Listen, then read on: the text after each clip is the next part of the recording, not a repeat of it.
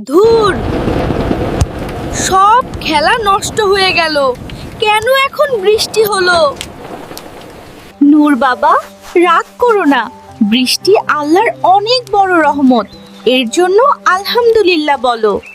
দেখো নূর, এই বৃষ্টির পানি না পেলে গাছপালা শুকিয়ে যেত। আমরাও খাবার পেতাম না। মা, এখন আমার আর রাগ লাগছে না। আলহামদুলিল্লাহ আনিও। বৃষ্টির দিনে গরম খিচুড়ি। ইয়ে! সব অবস্থায় আল্লাহর শুকরিয়া আদায় করতে হয়।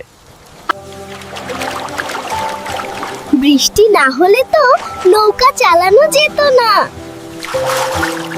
বৃষ্টির সময় দোয়া কবুল হয় নূর। তুমি কি দোয়া করেছো?